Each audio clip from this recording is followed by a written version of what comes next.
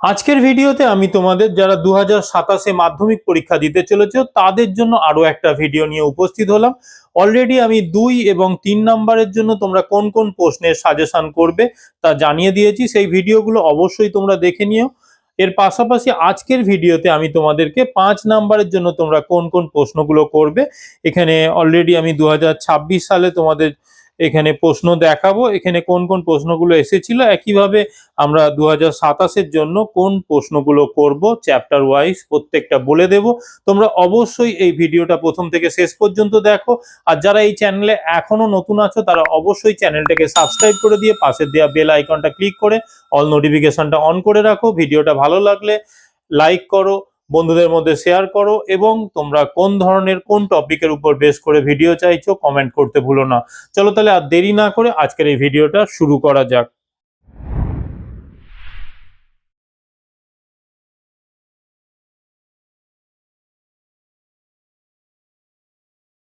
Video শুরুর প্রথমে আমরা 2026 সালে আমাদের মাধ্যমিকে যে প্রশ্নগুলো এসেছিল ভূগোলে বড় কোশ্চেন, সেগুলো দেখে নেব। দেখো এখানে বিভাগ উঙ্গা, তাহলে বিভাগ উঙ্গায় তোমাদের 5-এর দাগে এই প্রশ্নটা এসে থাকে। এখানে দুটো পার্ট আছে, একটা প্রাকৃতিক ভূগোল আর একটা হচ্ছে অর্থনৈতিক বা আঞ্চলিক ভূগোল। এই দুটো ক্ষেত্রেই তোমাদের দুটো করে প্রশ্নের উত্তর করতে হয়। এখানে 5 × 2 10 নাম্বার থাকে। এবারে এর জন্য দেখো তোমাদের 4টে করে কোশ্চেন দেওয়া হয়। এই 4টের মধ্যে থেকে তোমরা যে কোনো দুটো প্রশ্নের উত্তর করবে। একইভাবে এখানে দেখো অর্থনৈতিক বা আঞ্চলিক পার্ট থেকেও তোমরা এখানে 4টে কোশ্চেন পাবে, তার মধ্যে থেকে দুটো কোশ্চেনের উত্তর করতে হবে। তাহলে এই বিষয়টা আশা করি বুঝতে পারলে। এখানে দেখো 2026 সালে আমাদের যে 8টা প্রশ্ন এসেছিল একটু দেখে নেব। দেখো নদীর সঞ্চয় কার্যের ফলে গঠিত 3টি প্রধান ভূমিরূপের চিত্র সহ বর্ণনা, বায়ুমণ্ডল উত্তপ্ত হওয়ার পদ্ধতিগুলি আলোচনা করো, পরিচলন বৃষ্টিপাতের সৃষ্টি ও বৈশিষ্ট্য সমূহ চিত্র সহ ব্যাখ্যা করো, জলবায়ুর উপর সমুদ্র স্রোতের প্রভাবগুলি আলোচনা করো।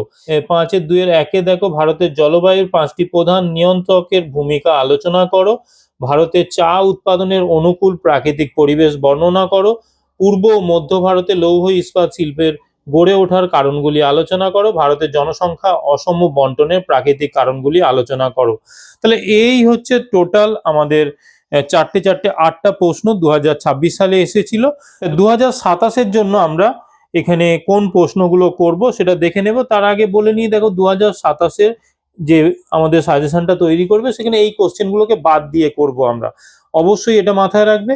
এবারে এই 27 প্রশ্ন দেখে নেওয়ার আগে আমরা একটা 5 নাম্বারের প্রশ্ন লিখতে গেলে কোন কোন বিষয়গুলো মাথায় রাখবো একদম অ্যাট এ গ্লান্স আমরা যদি বলে নিই, তাহলে সেখানে দেখো প্রথমত হেডিং দিচ্ছ, কোশ্চেনের দাগ নাম্বার, এখানে প্রত্যেকটা ক্ষেত্রে দাগ নাম্বার আলাদা, সেই দাগ নাম্বার দেবে।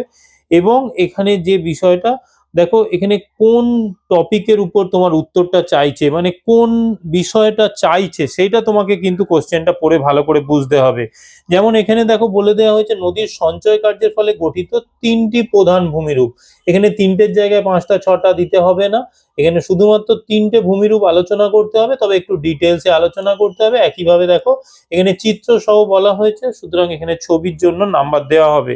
এখানে 5 নম্বরে চেষ্টা করবে যেখানে যেখানে ছবি হবে তাহলে সেই প্রত্যেকটা ক্ষেত্রে ছবি দেওয়ার, ছবি ছাড়া কিন্তু কোনো গতি নেই ভূগোলের ক্ষেত্রে।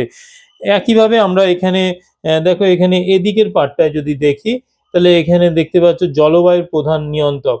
একইভাবে এখানে আমাদের 5টা নিয়ন্ত্রক বলেই দিয়েছে, তাহলে 5টা নিয়ন্ত্রক সম্পর্কে একটা ডিটেলসে আলোচনা আসবে। এখানে যদি ছবি থাকে তাহলে সেই ওরিয়েন্টেড ছবি দিতে হবে। একইভাবে ভারতের চা উৎপাদনের অনুকূল পরিবেশ, এখানে পরিবেশ বলতে দেখো এখানে প্রাকৃতিক পরিবেশ বলে দেওয়া হয়েছে, তাহলে এখানে প্রাকৃতিকের জায়গায় আমরা অর্থনৈতিক পরিবেশ কোনোভাবেই লিখবো না, অনেক ক্ষেত্রেই ছেলেমেয়েরা এই বিষয়টা ভুল করে।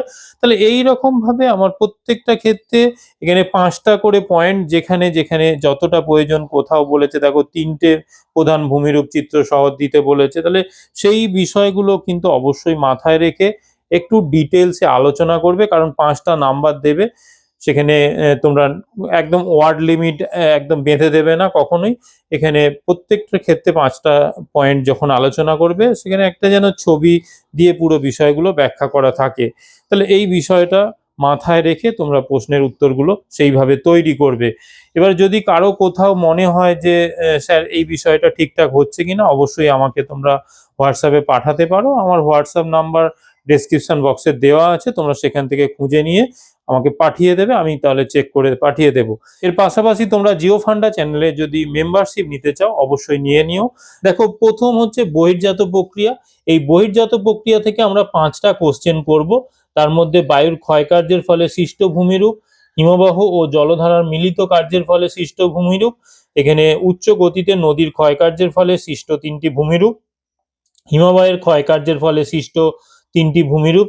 এর প্রত্যেকটা ক্ষেত্রে চিত্র সহ আলোচনা করবে এবং বায়ু ও জলধারার মিলিত কার্যের ফলে সৃষ্ট ভূমিরূপ। এর মধ্যে যেহেতু নদী থেকে এবছর 26-এ এসেছে, সেই জন্য নদীর এটা অপেক্ষাকৃত কম ইম্পর্টেন্ট। বাদ বাকি 4টে খুব ভালো করে করবে, নদীটাকে দেখে যাবে। এরপরে দেখো বায়ুমণ্ডল পাঠ থেকে, এখানে বায়ুমণ্ডলে উষ্ণতার তারতম্যের কারণ, একইভাবে পৃথিবীর বায়ুচাপ বলয়গুলো থেকে একটা কোশ্চেন এসে থাকে। এরপরে 3 নম্বর বায়ুমণ্ডলের চাপের তারতম্যের কারণগুলি আলোচনা করো। 4 এটা নিয়ত বায়ুপ্রবাহ বা পৃথিবীর নিয়ত বায়ুপ্রবাহগুলির উৎপত্তি ও গতিপথ চিত্র সহ ব্যাখ্যা করো। আর 5 নম্বর বায়ুমণ্ডলের স্তর বিন্যাস। এই স্তর বিন্যাস থেকে কিন্তু বিগত বিভিন্ন বছরে কোশ্চেন ভালো এসেছে, তো সেটাও কিন্তু দেখে রাখবে। এরপরে আমরা বায়ুমণ্ডল পার্টে আর একটা পার্ট আমাদের জলবায়ু অঞ্চল, বৃষ্টিপাত আর হচ্ছে বিশ্ব উষ্ণায়ন, এই পার্ট থেকে আবার কোশ্চেন এসে থাকে একটা, আর এদিকের পার্ট থেকে একটা কোশ্চেন এসে থাকে। তোমরা প্রত্যেকটা ক্ষেত্রে কোশ্চেন যদি দেখো ভালো করে, তাহলে দেখবে বায়ুমণ্ডল পার্টে আমাদের 2টো কোশ্চেন থাকে। এখানে দেখো, এই অংশে যদি দেখো পরিচলন বৃষ্টিপাত, এদিকে বায়ুর উত্তপ্ত হওয়ার পদ্ধতিগুলি, তাহলে এখানে আমরা এই অংশ থেকে ক্রান্তীয় মৌসুমী জলবায়ু, এখানে 2018 এসেছিল, নিরক্ষীয় জলবায়ুর বৈশিষ্ট্য বা এদের তুলনামূলক আলোচনা, একইভাবে শৈলতক্ষে বৃষ্টিপাতের উৎপত্তি, এটা 2023-এ এসেছিল। বিশ্ব উষ্ণায়ন, এই বিশ্ব উষ্ণায়নের প্রভাবগুলো দেখে রাখবে। এরপরে আমরা বায়ুমণ্ডল পাঠ থেকে সমুদ্রস্রোত, জোয়ার ভাটা, এখানে সমুদ্রস্রোত সৃষ্টির নিয়ন্ত্রক বা কারণগুলি আলোচনা করো। মানব জীবনে জোয়ার ভাটার প্রভাবগুলি আলোচনা করো। ভরা কোটাল ও মরা কোটাল কিভাবে সৃষ্টি হয় চিত্রসহ আলোচনা করো। জোয়ার ভাটা সৃষ্টির কারণগুলি ব্যাখ্যা করো। এরপরে আমরা আঞ্চলিক ভূগোল থেকে যে প্রশ্নগুলো করব একটু দেখে নেব। আঞ্চলিক ভূগোলে দেখো, আমাদের একইভাবে 2টো প্রশ্নের উত্তর লিখতে হবে। এখানে 4টে প্রশ্ন এসে থাকে। এখানে ভারতের প্রাকৃতিক পরিবেশ, এখানে ভূপ্রকৃতি, নদ নদী, জলবায়ু, স্বাভাবিক উদ্ভিদ, মৃত্তিকা, এই পার্ট থেকে আমরা যে প্রশ্নগুলো করব, তার মধ্যে ভারতের ভূপ্রকৃতি থেকে, এখানে ভারতের ভূপ্রাকৃতিক বিভাগ, এখানে উত্তরের পার্বত্য অঞ্চল, পশ্চিম হিমালয় আর উত্তর ভারতের সমভূমি, তাহলে এই 3টেকে খুব ভালো করে রাখবে। এরপরে ভারতের পূর্ব আর পশ্চিম উপকূলীয় সমভূমির মধ্যে পার্থক্য, এটা বিগত 2টো বছরে এসেছে। উত্তর ও দক্ষিণ ভারতের নদ নদীর মধ্যে পার্থক্য 2023-এ এসেছিল। এখানে পলি, ল্যাটেরাইট ও কৃষ্ণ মৃত্তিকার অবস্থান, সৃষ্টি ও বৈশিষ্ট্য লেখো। ভারতের ক্রান্তীয় চিরহরিত অরণ্য এবং ক্রান্তীয় মরু উদ্ভিদের বৈশিষ্ট্যের উপর জলবায়ুর প্রভাব আলোচনা করো। এরপরে ভারতের কৃষিজ ফসল, এই পার্ট থেকে প্রত্যেক বছর একটা করে কোশ্চেন এসে থাকে। আগের বছর যেমন তোমরা চা উৎপাদনের অনুকূল প্রাকৃতিক পরিবেশ এসেছিল, তার আগের বছর গম এসেছিল। তাহলে এরকম ভাবে আমরা বিভিন্ন বছরে এই পার্ট থেকে একটা করে কোশ্চেন এসে থাকে, তবে বেশিরভাগ ক্ষেত্রেই প্রাকৃতিক পরিবেশটা দিচ্ছে বিগত লাস্ট কয়েকটা বছরে।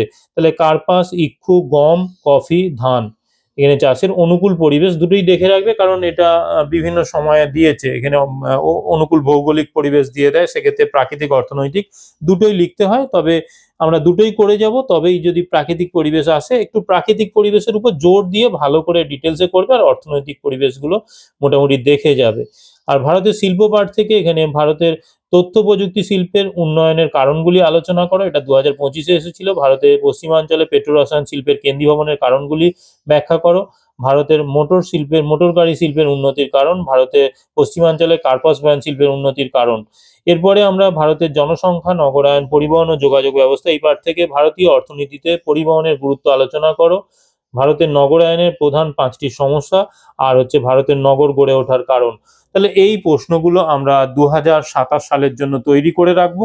এখানে প্রত্যেকটা কোশ্চেন ধরে ধরে তোমরা প্রত্যেকটা ছবি যেখানে যা হওয়ার, বা প্রত্যেকটা 5টা করে পয়েন্ট বা 3টে করে ভূমিরূপের ক্ষেত্রে ছবি সহ, সেখানে প্রত্যেকটা প্যাটার্ন ভালো করে তোমরা তৈরি করবে। প্রত্যেকটা প্রশ্নের উত্তর তোমরা ভালো করে তৈরি করবে। আর কোথাও কোনো অসুবিধা হলে জিও ফান্ডা চ্যানেলে বিভিন্ন রকম ভিডিও দেওয়া আছে, তোমরা অবশ্যই দেখে নেবে। এর পাশাপাশি তোমরা কোন ধরনের ভিডিও চাইছো সেটাও আমাকে কমেন্ট করে রাখো, যাতে করে পরবর্তী ক্ষেত্রে আমি তোমাদের জন্য নতুন নতুন ভিডিও নিয়ে উপস্থিত হতে পারি। আর যারা এই জিও ফান্ডা চ্যানেলটাকে এখনো সাবস্ক্রাইব করে ওঠোনি, তারা অবশ্যই ইউটিউবে গিয়ে জিও ফান্ডা চ্যানেলটাকে সাবস্ক্রাইব করে পাশের দেওয়া বেল আইকনটা ক্লিক করে অল নোটিফিকেশনটা অন করে রাখো। একইভাবে আমাকে ফেসবুকে তোমরা মলয় মাইতি হিসাবে পেয়ে যাবে। আর আমার আরও একটা ফেসবুক পেজ আছে, ভূগোলের উপর বেস করে আমি কাজ করে থাকি, সেটা হচ্ছে জিওগ্রাফি ফান্ডামেন্টাল। চলো আজকের মতো ভিডিওটা এখানে শেষ করছি। Tata, bye bye.